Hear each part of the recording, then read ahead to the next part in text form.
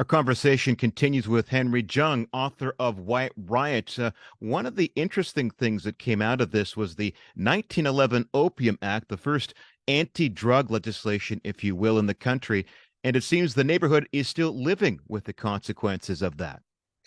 Yes, it is really telling that the in the findings by William Lyon Mackenzie King, who headed the Royal Commission into the riots and had to deal with the negotiations for the demands for compensation from all the damages from the Chinese and the Japanese Canadians, he came across receipts for opium factory equipment.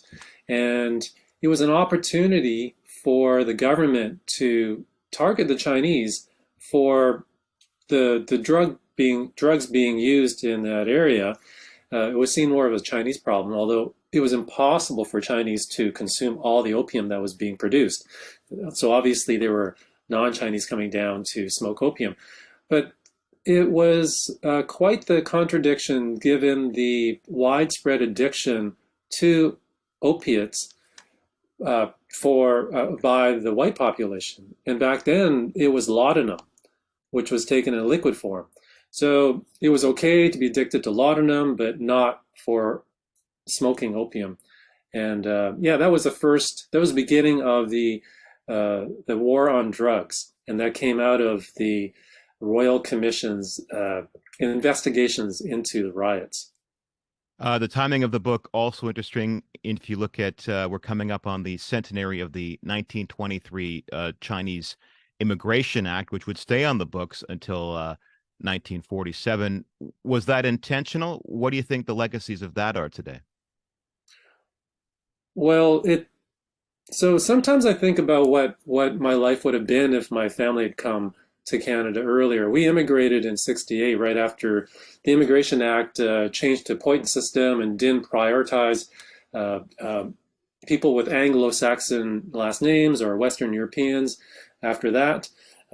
So sometimes I think, oh, what if we had come 100 years ago? And to this day, it would have been impossible because we would have been excluded for those 24 years. But prior to that, there was the head tax, and but before the head tax, people came here. There weren't the same kind of restrictions, but yeah, today there's still different ways to kind of control and prioritize the type of people who come in. There is the need to bring in workers like there was 100 years ago, 150 years ago, and so forth. And it's interesting to compare some of the rights that are being denied for the people who are coming in here, especially when they're contributing to our economy and so forth. I mean, that's a whole other topic, but there are some parallels, I think, that we need to consider for the type of people who we want here, but we only want just their labor and nothing else. So, yeah, I think it's important to consider the type of people and who gets targeted and whose rights are restricted. What do you think the big takeaway of White Riot is then? How it doesn't take much to stir up these racist feelings and how they're always bubbling under the surface? Well, we really need to work on understanding the dynamics that we have today that we want to maintain because it took a lot of work to get here. The ones that are more equitable, the ones that are more inclusive, and the ones that connect to more of a democratic kind of inclusivity. Uh, it's scary when things go backwards or sideways, and things can happen really quickly. All you need is a change in the political climate. All you need are certain leaders who um, espouse a certain kind of like antagonism towards certain people, scapegoating.